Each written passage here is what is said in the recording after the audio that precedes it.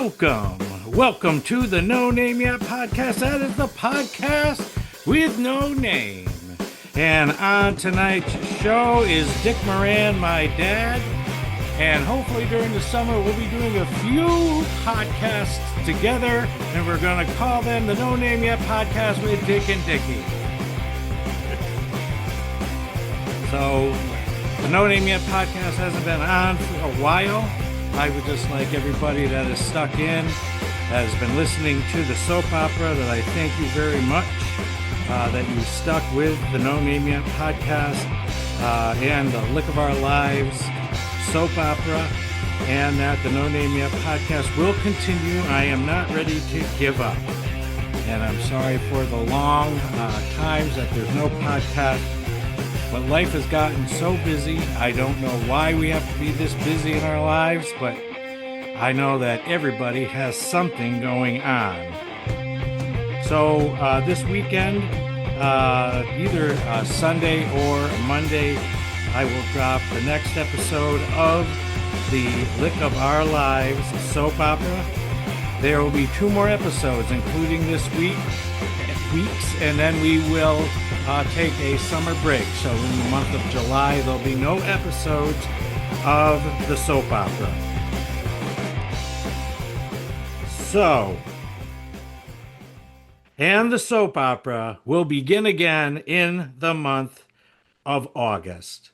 So, Dad, what do you think of the title, No Name Yet Podcast with Dick and Dickie? Well, that could work.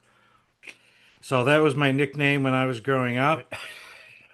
I was harassed unrelentlessly by people in middle school, so I changed my name to Rich. So my question is... Yeah, but why were you? When the teacher asked for you to put your name on your desk, what did you have down on the desk? Dickie O'Moran. Dickie O'Moran. That was in elementary school. I didn't know any better. Yes. It wasn't until junior high where if you wore green on Thursday, you were gay, and my name was Dickie, so that didn't make it any I didn't know that. Any better. Oh, okay. Yep, and unfortunately what was popular at that time was keeping a comb in your back pocket. So all the bullies could steal it. And I had a green comb, which didn't coincide with Thursdays. Okay. I should have had 2 combs. So the way we're going to do these podcasts is that we're going to have 4 food groups. And for those that listen to the podcast Useful Idiots with Katie Helper and Aaron Matei, of course, they're conspiracy theorists that research endlessly to spread conspiracy through the world and to perpetuate information that might incline people to be anti-war. But we know that in the United States of America, that we blow things up. Beautiful. So the 4 food groups of the No Name Yet podcast will be a memory, one of your memories of the past, a news story, a sports story from you, and then the mystery category. Okay. So let us start with the first part of our 4 food groups, a memory. A memory.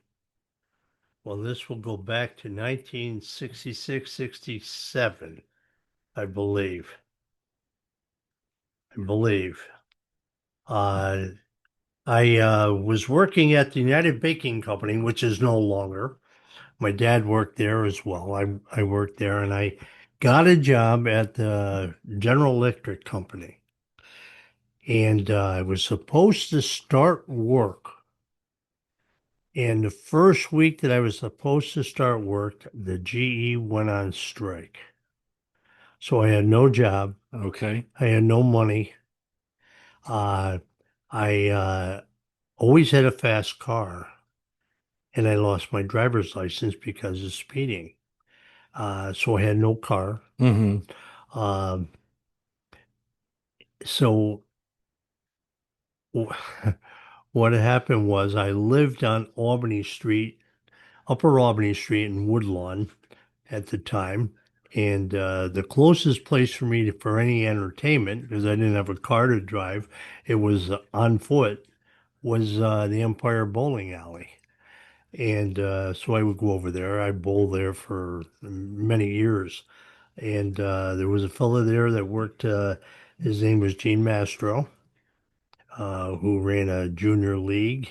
And just me hanging around there bowling, we kind of became friends. And uh, I had gone to the lunch counter one day that I was there, and there was a young lady that was running the lunch counter. And after talking to her, I found out that it was Jean's daughter. Uh-huh. And after I got done talking to her, I really liked her. I went to Jean and I said, Jean, I said, I didn't know you had a daughter. And his response to me was, I didn't want you to know. So, which was, he got a chuckle out of that, and so did I. So did you have a reputation? I must have, without me knowing that I had a reputation. Uh, but anyway, I talked to uh, uh, his daughter, Donna, who became my wife. Mm-hmm. But at the time, we started to date, but I had no money, I had no car. Uh, Donna had a You know, 19, that's an expression, you know, as far as, no car, no, what is it? No car, no job, no money, no date. yeah, well, I still had a date. Okay. Okay. Uh, I don't know what this woman saw in me, but she kind of took me under her wing. She had a 1965 Corvair, believe it or not, red Corvair with white interior. It was a real sharp car. For her, it was two-door. Standard shift. She learned how to drive a standard shift. So if we were going to go anywhere, it was going to be in her car. Mm-hmm. And she ended up paying for whatever we were doing. Uh, and we continued to date. I did get a job while I was on strike, working for a courier system that delivered, at the time, no longer in business, was the Union Star newspaper. We used to drop the newspaper bundles off at the corners for the kids to get their papers and deliver them. We also delivered liquor for what's the liquor store on Union Street? Uh, I don't remember that. your friend worked there. Oh, Engelbart. Yeah, Engelbart. yeah. Okay. We delivered liquor for Engelbart's, and we also did for All Miller's drugstore.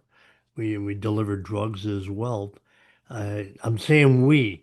There was a fellow I went to high school with, Timmy Cornell, uh, who he had just started the GE too. He was on strike. Uh-huh. So between the two of us, we got this job. He could drive, so he drove the van, Uh-huh. and I took stuff to the houses and dropped the bundles off at the corner. But that was all the money we had that we were making at the time. Uh, as it continued, I dated Donna,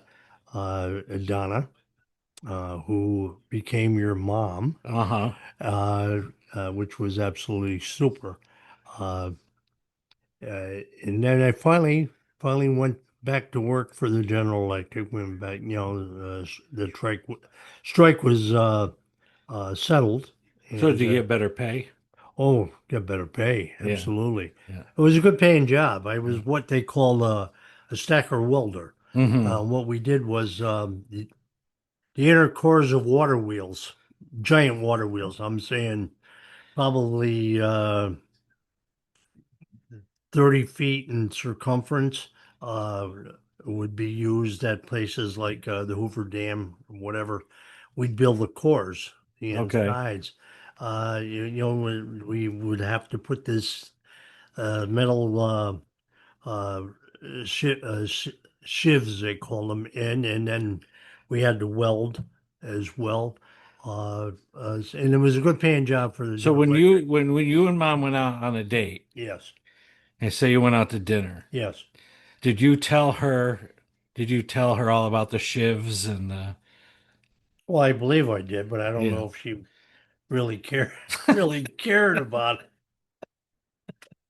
You know, I mean, I would tell her about it, but So what was? Do you remember what your first date was? uh, gee, I don't know what the first date was. Uh, we did get together with another couple that they asked if we would go. It was the fellow I played football with at Bishop Gibbons. Larry Johnson was his birthday, and his girlfriend used to hang around the bowling alley as well. She asked if we would go with her to take him to dinner. And we went to a place out near Kanjahari. Now, I can't remember the name of the place, um, but a neat restaurant. It was well known. It was well known out there. Uh, and I remember they had a nice salad bar. But I also remember that your mom paid for the dinner for the dinner because I had no money. So uh, yeah, and we dated a few, a few times more, and we ended up getting married. Yeah. And Having two kids. you had two kids, you and your sister Gina, um, and we just celebrated our 58th anniversary. Well, happy anniversary. Yes, thank you. Well, thank you for that memory. Yep. This is kind of apropos we're doing this because Father's Day is tomorrow, so Yeah, yeah, that's pretty nice. yeah. Yeah. And I'm glad you mentioned that because I was going to write Father's Day so I didn't forget that we talk about Father's Day. Um, so when I was with the AME Church, we did a recording with Father Dees, who was 100 years old, to show on Father's Day. Hmm. And we asked him what one piece of advice he would give young fathers. Yes. And his advice was to keep your hand in God's hand. Yeah. So, what is your advice for young fathers? One piece of advice. Um, Seriously, Yeah. listen to your wife, Okay. okay? Yep. And she will guide you. All right. I'm going to say amen. Amen. All right. So, we'll go on to the second course, the second Yeah. food group, Okay. which is a news story. And so, as everyone probably noticed up to now, if you're on YouTube or Rumble, that these podcasts are going to be audio only. Um, they're going to be audio only, just because being on camera. I don't know. Sometimes I don't know. I wouldn't say if it's stressful, but you're always conscious that you're on camera. Mhm. But what I'm going to do is I am going to put this video up. So if you are watching where you can watch video, I will play the video so it can be seen on YouTube and Rumble. So what we're going to talk about for our news story is the Democratic primary for the New York City mayor. I don't know if you've heard anything about it, but there was a debate, a very hot and explosive debate between the candidates, especially Andrew Cuomo and a man by the name of Zohan Mamandi. I think that's how you say his name, Okay. which is an issue in this video. uh, but Mamandi is a democratic socialist. And first off, since you're a New Yorker, and people from New York City will say you're not a New Yorker because you live in upstate New York, but we all do live still in the state of New New York. York. Um, I mean, how do you even feel about Andrew Cuomo after um, having to step down as governor, uh, running for mayor of New York City? Myself personally, Yeah, I don't believe he should. yeah, That's just my opinion. They should, he's I'm going to say he soiled himself, yeah. and really he doesn't deserve to be running for mayor, New York City. Right. One of the biggest and you know famous and important city in the United States. Yeah, in the world too. Yeah, Yeah. Yeah, I think it's just absolute hubris yeah. that he's come back. I know that he, even made rumblings that he wants to be governor of New York again, Uh, but I mean that's what we came to know, was this what seems to be a self-centered, power-hungry individual. I mean, he did a few good things for New York State, um, but anyway, yeah. uh, I'm going to play this clip for you, and I'd just like to get your reaction from it. Person in this seat at this time with no experience is reckless and dangerous. To Mr. Cuomo, I have never had to resign in disgrace. I have never cut Medicaid. I have never stolen hundreds of millions of dollars from the MTA. I have never hounded the 13 women who credibly accused me of sexual harassment. I have never sued for their gynecological records, and I have never done those things because I am not you, Mr. Cuomo. And further, the name is Mamdani. Mamdani. You should learn how to say it. Yeah, you should learn how to say it because I'm going to be your mayor. That's what you wanted to say. Well, it was a good response, but I don't know that much about Mr. Mondami for him as a candidate. Right, right. Yeah, but I mean, all the points that he made. Yeah, since we're 3 hours away, 3.5 hours away from New York City, Yeah, I just thought, that we could give this clip our attention. yeah, He wants to do things like free busing, uh, to get to work. Buses would be free. I don't know Oh, if the okay. subways, some other, socialist kind of things. Do they have the money to do that? Well, that's what some people are saying, whether they have the money or not. Yeah. I noticed a headline in the New York Post saying he can't do it because it would bankrupt City Hall. But the New York Post is Fox News on paper, Hmm. and of course, conservatives say that none of this stuff ever can be done. Yeah. But we really have never been given the chance to find out. Right. Yes. So I don't know. I'm just, the thing that I'm happy about is that there is a candidate, and the thing that I've heard pundits say, talk about him, like the people I watch, like the conspiracy theorists from, the useful idiots, Yeah.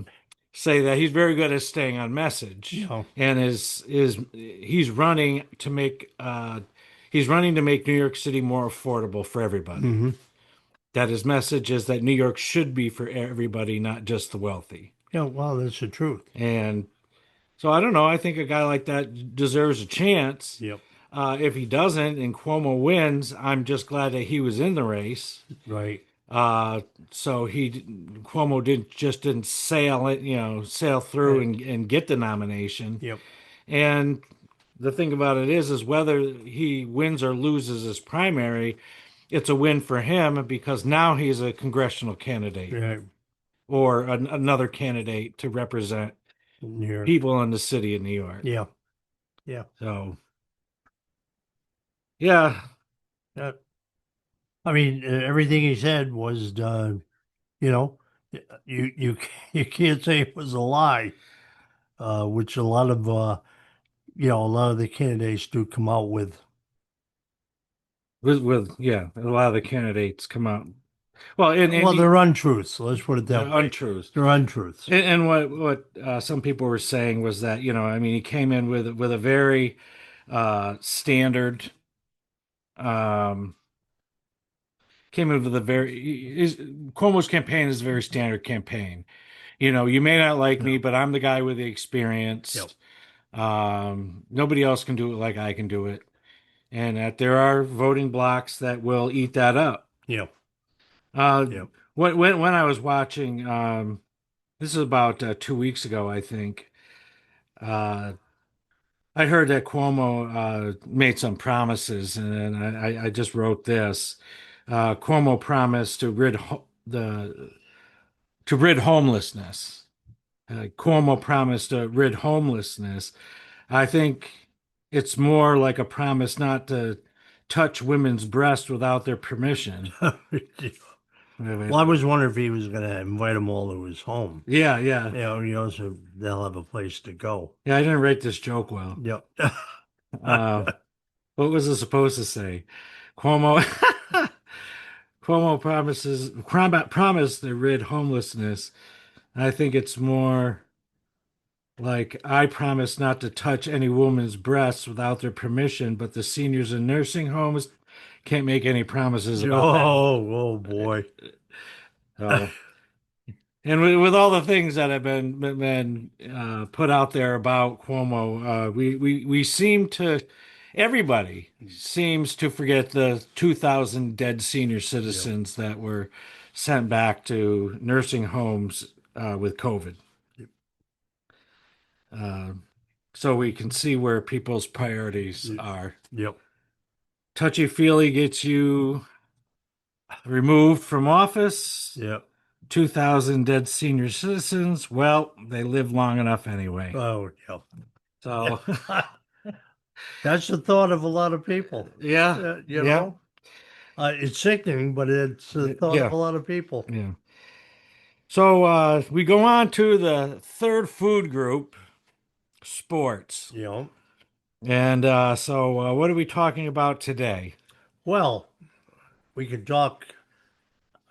I don't know how many of your fans are golfers, but this week is the U.S. Open golf tournament being held at Oakmont in Pennsylvania.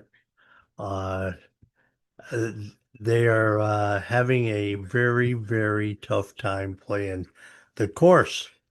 And to the point where guys are doing things they've never done before.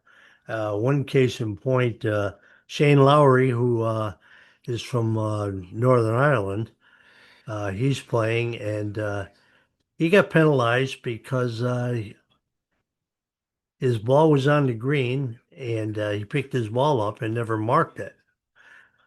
So he had no idea where his ball was to put it back, and not marking the ball constitutes a penalty. Yeah. I mean, so they're so frazzled with this course.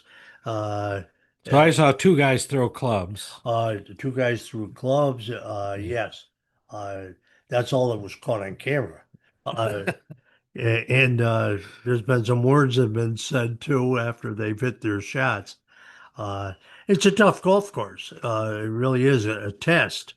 As of this point that we're doing this podcast, there's only 3 or 4 fellas now that are under par. Okay, and 2 are at -3 and 2 are at -1.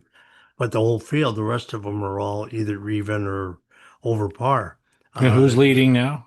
There was 2 guys tied, Spawn, JJ Spawn from the United States, and also Burns from who's from the United States as well. Okay. Both, fellow Victor Hovland is at -1, and another fellow, I think he's from Mexico, Ortiz, he's at -1 as well.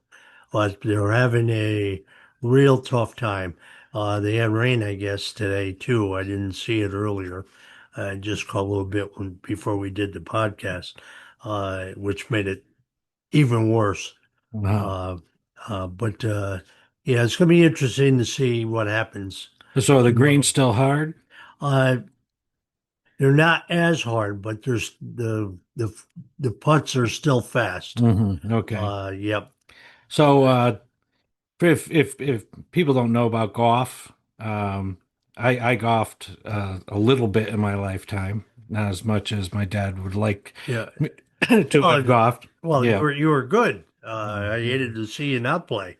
But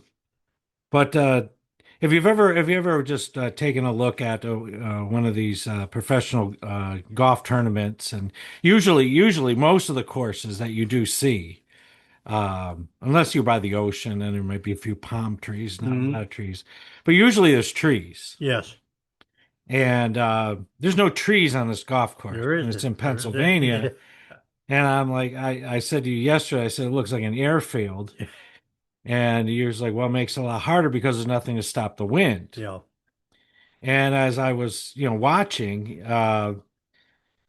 so all these things that work together against these guys, the rough, which is, when you look at the golf course and they mow down the middle, that's the fairway.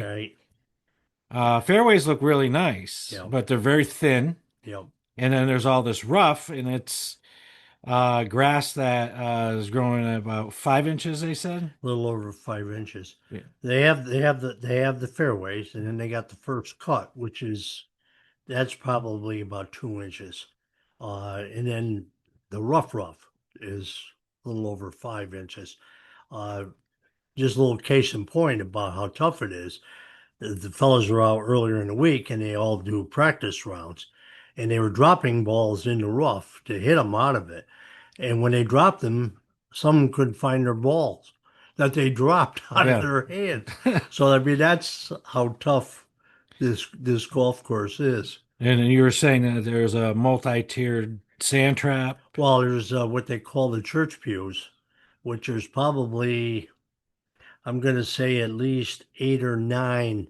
There's a sand trap, and then there's grass growing across where you would consider church pews. Mm-hmm. All right, so you can land in that, or you can land against it.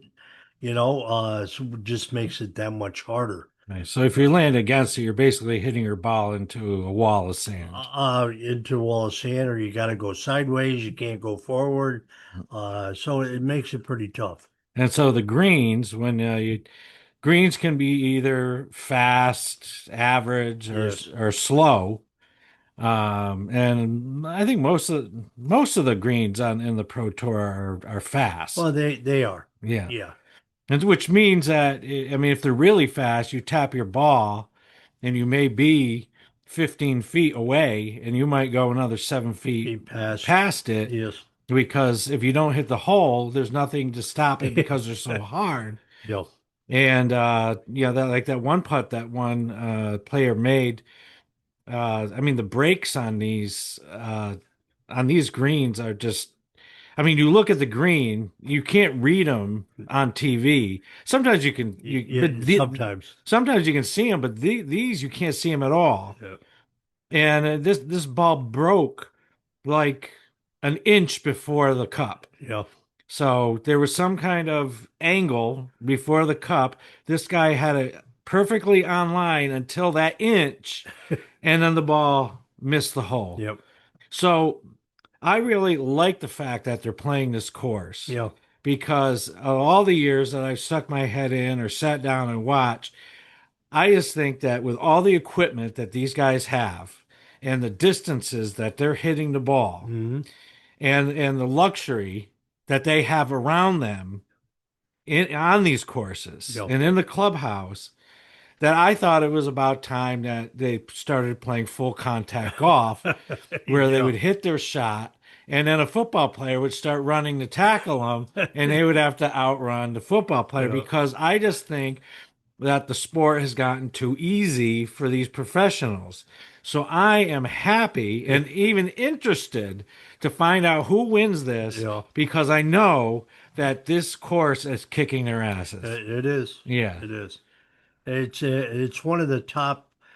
They do a top 100 every year. Pick the top 100 courses, either in the United States or in the world. And its Oakmont is usually in the top 10 as one of the hardest and nicest courses. Yeah. So it's a good test. It's really a good test. But like you said, with the equipment, they're hitting the ball so far now. And you know what helps them too, if you and I are out playing, there'd be no stands, no tents, okay, no cameras in the way. If they are, these guys can move the ball. Right. Yeah. So they got a line of sight.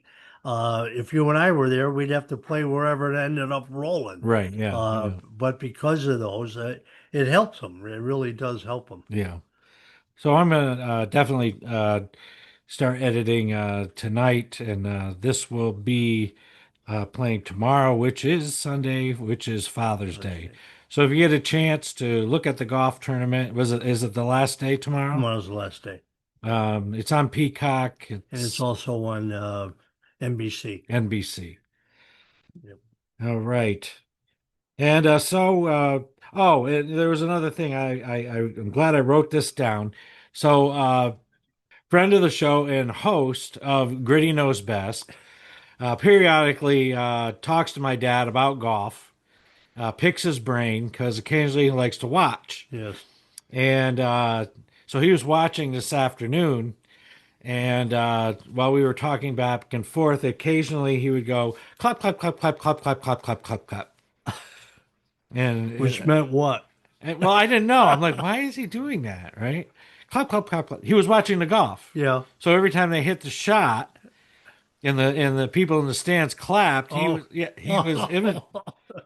And then when the guy missed a putt, he was like, "Ah, come on! Don't you know what you're doing?"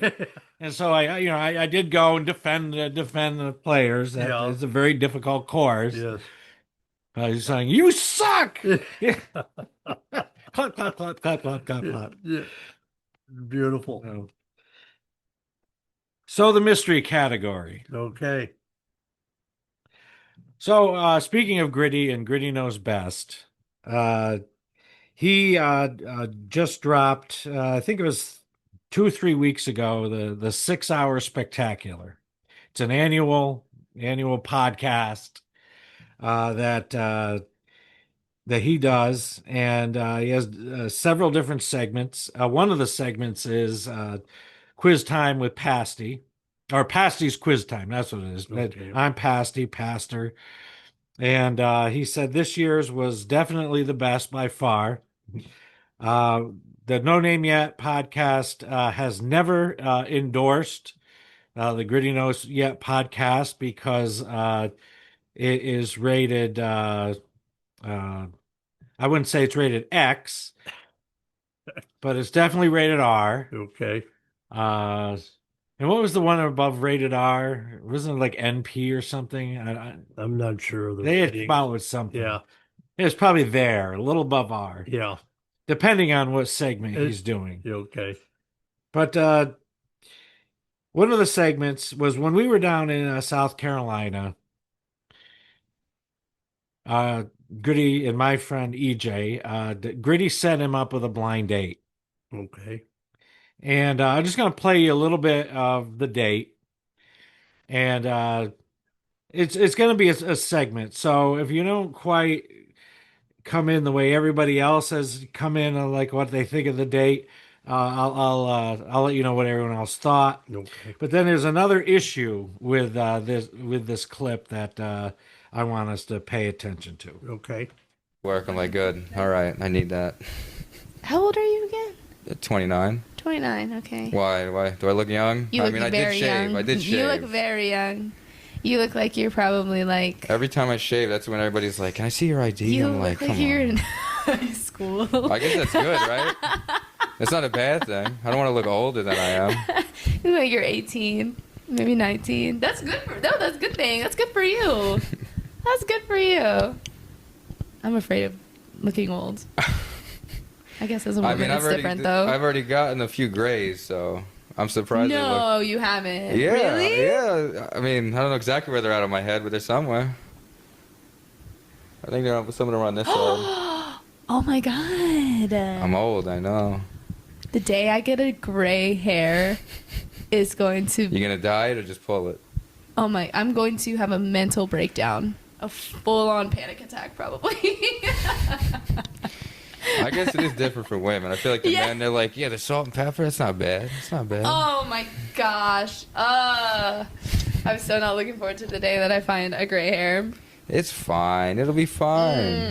You can just dye it. I don't No. know. I wanna be young and hot forever. That's what dye's for. No one will ever know. Yeah, so Botox. You could be 70 with nice brown, black, That's whatever. true. And you I can pick whatever color. I probably will be one of those people that dyes their hair. Whenever I have a gray hair.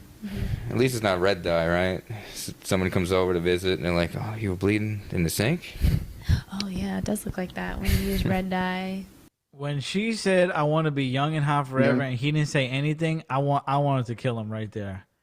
I wanted to kill him right there. I was like, she left. I watched the date twice, once in person and once on the computer. How did you manage? And I noticed at least 3 openings for him to compliment her, and he took 0.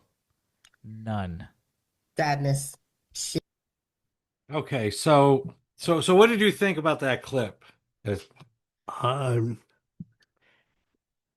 EJ was more concerned with himself than he was with the young lady. Okay. All right. Yeah. It definitely, as Gritty said, he could have complimented her to heaven. Yeah, right. But he didn't take the opportunity. She was a nice looking woman. Yes. Yes. And she really spent the rest of the time trying to pull things out of him. Yeah. Were you particularly enthralled or interested in this date, watching it?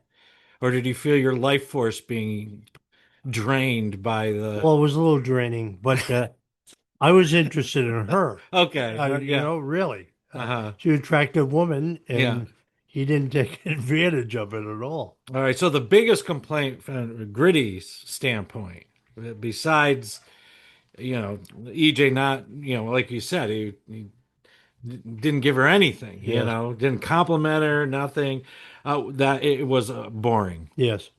Yeah. That Gritty nearly hung himself after we recorded this down in Myrtle Beach. Yeah. And so what he presented on the 6 Hour Spectacular was just a sniplet, and I even made it much shorter than what he showed. Yeah. But the other aspect of this was that when I was watching this one time when we were eating dinner, and you turned and said, "Who is that on the radio? Why does he have to keep shouting?" Oh, it was him? That was Gritty. That was this clip. Oh, okay. So, did you have any beef with Gritty about the not after I saw that, no. He should have hollered a little louder. He should. He said, "Are you a jerk or what?" Right. Right. So I hope that's the last date you tried to set up with him. For him. Well, I don't know if there'll be another shot at it or not, but he did set one up with their friend Leonard, and that back and forth. I mean, that there was a lot more there. A lot more there. All I can think of with that is there's a commercial on TV where it's a car commercial, okay, and the woman's on a blind date, and the guy is a dud. And she said, "I have to go to the ladies' room." Okay. Because he came out and said he didn't have any money or whatever, too. So, but she had... It's like one of your dates with Mom. Yeah. Right. Okay. Yeah. But I was charming. Okay. I mean, I had to be for her, for her to stay with me. Yeah. I mean, really, I had to. So, but anyway, the woman was a car commercial. She could bring the car to her. Oh, okay. All right. So the car came back to the restaurant so she could make a quicker getaway. Okay. Yeah, and that's what that woman should have done. Yeah. So yeah. Well, that's my feeling. Yes. Anyway. And with that woman, one of the jobs that she used to have, she was a mermaid in the aquarium. Really? Yeah. Oh. Yeah. Super. Yeah. So we did find out what the first date was, and Donna does not want to come on the podcast, but she said our first date was when we went to the stock car races. So it didn't really sound like she was that enthused. So she must have really liked you. Oh, she did. I don't know why. I really don't, but she did. Uh-huh. And then this second time I took her to the stock car races. Mm-hmm. How old was Rich? Donna? 3 at the most. Uh-huh. Yes, we went to Albany Saratoga Raceway. She didn't want to go, but we went because I wanted to go. Yeah. And all you did was cry the whole time. And she went out to the car with you, and I stayed and watched the races. Uh-huh. So yeah, yep. That was the second time we went to the stock car race. So what track did you go to the first time? I think it was Fonda. Okay. All right. Yeah. So Yeah, so she had to ride 40 minutes out Yes. to a place That she was tortured, she probably never been before. and she didn't want to go again. And then she had to drive all the way back and Yes. make conversation with you. Yes. Scary, isn't it? Well, Love is Blind. Love is you blind. know, And how many it is years now have you 58. 58 years. yes, Okay. 58. Yep. All right. Yep. Well, that'll do it for this first installment of the No Name Yet podcast with Dick and Dickie. Any last words before we sign off? Well, no. I just hope people enjoyed it, and a lot of tongue in cheek. Yeah. You're a good host. You're Thank a you. great host. Thank you. So, and hopefully everything comes out okay with this. All right. All right. Well, good night. Good night.